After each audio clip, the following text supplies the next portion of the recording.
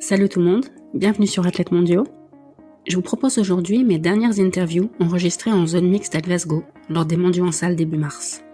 Comme il s'agit d'interviews assez courtes, parce que c'est ça aussi la réalité de la zone mixte, j'ai décidé de les regrouper dans un seul épisode. Je vous propose d'abord la première interview que j'ai enregistrée en anglais à Glasgow avec la Canadienne Sarah Mitton, qui a remporté la finale du lancer de poids, la première finale de ces Mondiaux en salle. Sarah s'est imposée avec un lancer à 20,22 m, sa meilleure performance de la saison. Félicitations. Merci. Tu viens de rentrer dans l'histoire, tu seras à jamais la première championne du monde en salle de Glasgow 2024. Et tu le sais pas, mais tu rentres dans l'histoire encore là maintenant parce que t'es ma première interview zone mixte en anglais. Oh, super. Félicitations. C'est bien pour toutes les deux. Alors je viens de France, tu sais qu'on organise une petite compète cet été. Oui, il va se passer un truc là-bas, non?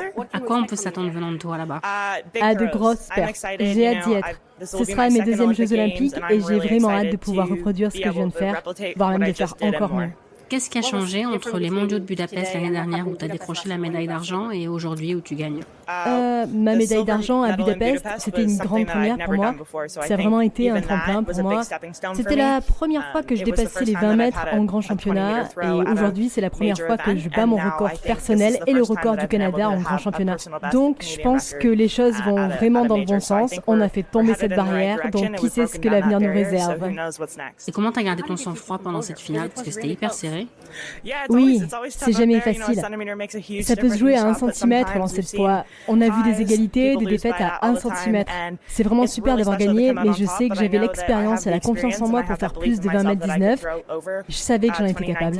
Et mon dernier lancer, c'était juste pour le plaisir. C'était incroyable de lancer en sachant que j'étais championne du monde, de pouvoir tout donner et profiter du moment. Merci beaucoup. Rendez-vous à Paris. Oui, rendez-vous à Paris. Mon deuxième invité est le Suisse Simon Ehammer, qui est devenu à Glasgow champion du monde en salle de l'heptathlon. Ce n'est pas la première médaille mondiale pour Simon, car il a notamment déjà décroché la médaille de bronze à la longueur lors des mondiaux du Eugene en 2022.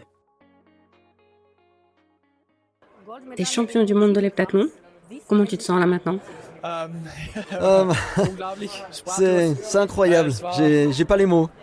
Ça a été 2 jours difficiles, je me suis vraiment beaucoup battu, mais j'ai pris vraiment beaucoup de plaisir. Je suis tout simplement super heureux.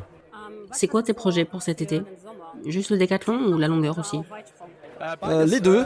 Je sais déjà que je commencerai par un DK en mai, au Hippo Meeting de Götzis. Ce sera le premier moment important de ma saison. Et puis aux Europes de Rome, je ferai la longueur. Et aux Jeux Olympiques, j'espère faire les deux. Et cette décision, tu l'as prise comment? En fait, vu qu'on a les championnats d'Europe tôt dans la saison, je savais qu'après Götzis, je ferais juste la longueur aux Europes, parce qu'il n'y a pas assez de temps entre les deux. Et après, au jeu, le grand moment de la saison, je ferai le DK. L'interview qui suit est une interview un peu particulière pour moi, car il s'agit de ma première interview en grec, avec Miltos Tentoglou, qui a remporté à Glasgow un nouveau titre de champion du monde en salle de la longueur. Je le remercie d'avoir accepté de jouer le jeu et de me répondre en grec malgré mon grec hésitant. Miltos s'est imposé à Glasgow avec un saut à 8,22 m. Il devance grâce à son deuxième meilleur essai, l'Italien Mattia Furlani, également auteur d'un saut à 8,22 m. J'ai choisi de ne pas diffuser mes questions en grec parce que le stress m'a fait pas mal bafouiller pendant l'interview, mais j'ai déjà prévu de retenter l'expérience d'une interview en grec dans les mois qui viennent, quand je serai plus à l'aise. J'ai d'abord demandé à Miltos ce qu'il avait pensé de la finale. Cette fois, il n'a pas gagné au dernier essai, mais c'était quand même une finale très serrée avec l'Italien Mattia Furlani. Oui, c'est vrai. Je pense que si Mattia avait sauté plus loin, moi aussi, j'aurais sauté plus loin. Mais c'est pas grave, c'était une compète hyper bizarre, j'ai pas aimé. J'ai quand même réussi à l'emporter, de peu, mais c'est comme ça. J'ai ensuite demandé à Miltos quelle était sa motivation maintenant qu'il avait tout gagné, les Jeux Olympiques, les championnats du monde en salle et en plein air, et les championnats d'Europe en salle et en plein air. Voici la réponse de Miltos. Ma motivation, c'est de faire des grosses perfs. Et c'est pour ça que je suis pas content de mon résultat aujourd'hui, parce que j'ai pas sauté loin. J'ai également pu échanger avec Mattia Furlani, qui, même s'il a été devancé par Miltos Tentoglou, était en fait plus content de sa médaille d'argent que Miltos de sa médaille d'or. Il s'agit en effet de la première médaille internationale senior pour Mattia, qui a fêté ses 19 ans début février. Je viens de t'entendre dire que cette médaille, elle restera à jamais la plus belle de ta vie. Pourquoi ? Parce que c'est le début d'un parcours. Un nouveau Mattia est né aujourd'hui dans la catégorie senior. Donc elle est vraiment importante cette médaille parce que c'est le début d'une très très longue route qui m'attend encore avec plein de championnats du monde, plein de Jeux Olympiques, plein de championnats d'Europe. C'est le début d'un parcours. Toujours en saut en longueur ? Bien sûr, absolument. Pas de saut en hauteur ?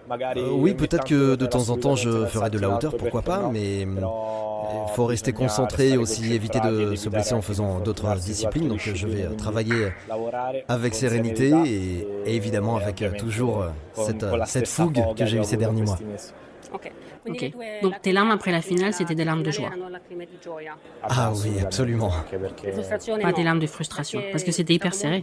Disons que c'était un mélange d'émotions, parce que c'est vrai que ça s'est pas joué à grand chose, mais avec tout ce qui s'est passé, avec tout le travail que j'ai fourni, être là à la bagarre pour la médaille d'or, vraiment je peux rien demander de plus. C'est un résultat incroyable pour moi et maintenant il faut juste que je continue comme ça. Merci, félicitations à toi. On reste en Italie avec mon invité suivant, le lanceur de poids Leonardo Fabri, qui a décroché à Glasgow une très belle médaille de bronze après sa médaille d'argent aux mondiaux extérieurs de Budapest l'année dernière. Son compatriote et partenaire d'entraînement Zain Weir a quant à lui terminé 4e. Alors, après la médaille de Budapest, une autre médaille ici, de bronze cette fois. Ouais, je suis très content. C'est top de confirmer au niveau international. J'espérais faire encore mieux que ça, mais c'est un super résultat. J'ai rien à me reprocher. Quand tu as été éliminé à Eugene, tu as dit que tu t'étais promis que ça arriverait plus jamais. Oui. Oui. Qu'est-ce que tu as changé après ? Alors, j'ai fait un énorme travail sur moi-même, un gros travail mental. Et j'ai toujours su que j'avais le potentiel pour faire des médailles, pour faire partie des meilleurs. Je m'entraîne hyper dur tous les jours, donc quand je suis en compète, je veux pouvoir partir la tête haute. Je veux pas... je me suis planté tellement souvent en équipe d'Italie et c'est pas agréable. J'ai beaucoup appris de mes échecs et ça me donne beaucoup de motivation parce que je sais comme c'est beau de réussir avec le maillot de l'Italie et de rendre heureux les Italiens qui regardent à la maison. Tu t'entraînes avec Zain, c'est ça ? Oui, avec Zain, oui. Ça aide, ça ? Oui, énormément, oui. Aujourd'hui, j'espérais qu'on soit tous les deux sur le podium. C'était faisable, on était tous les deux en super forme. Mais bon, on garde ça pour Paris, ces médailles-là seront plus importantes. Merci. Merci. Mon dernier invité est l'Écossais Josh Kerr. Champion du monde 2023 du 1500 mètres, Josh a remporté le 3000 mètres à Glasgow, devant son public. Félicitations, je suis française mais tu me donnes envie d'être écossaise. Oh, vraiment ? En fait, j'ai passé quelques jours à Paris au moment de Noël. C'est magnifique comme ville si tu veux mon avis. Oui, et tu sais que Paris va organiser une compète cet été ? Sérieux ? Mm-hmm. Ouais, tu sais, je pense que ça va être vraiment grandiose ces Jeux à Paris. C'est une ville électrique. J'ai vraiment hâte d'aller au stade et de courir là-bas, mais on n'y est pas encore. Il y a pas mal d'échéances intermédiaires avant. Alors j'ai regardé ta finale aujourd'hui ici sur l'écran derrière moi et j'ai entendu le bruit du public. C'est une pression supplémentaire, ça ? La pression, c'est un privilège. Je me suis vraiment entraîné dur pour faire des perfs qui suscitent l'enthousiasme autour de ma participation. Je savais que j'étais prêt. J'étais au couloir 1, donc ils m'ont présenté en dernier. Donc j'ai dû essayer de rester calme quand le public a crié, mais je savais que si j'y arrivais, je pourrais offrir à ces gens-là la performance qu'ils méritaient. Combien de fois tu t'étais fait la course dans ta tête avant ? Plein de fois pour être honnête, surtout ces derniers jours. J'étais dans ma chambre d'hôtel à attendre que ça soit mon tour. Mais ça fait partie du jeu. Quand on est athlète, il faut savoir s'ennuyer, être impatient d'en découdre, sans non plus être trop surexcité avant le jour J. Mais oui, il y avait beaucoup d'émotions aujourd'hui. Dans les tribunes, il y avait tellement de gens qui ont joué un rôle énorme dans ma carrière. Donc ouais, c'était un grand moment de revenir ici. Merci beaucoup. Merci. Merci d'avoir écouté ces interviews. N'hésitez pas à m'écrire si vous souhaitez que j'invite un ou une de ces athlètes pour une interview longue. À la semaine prochaine.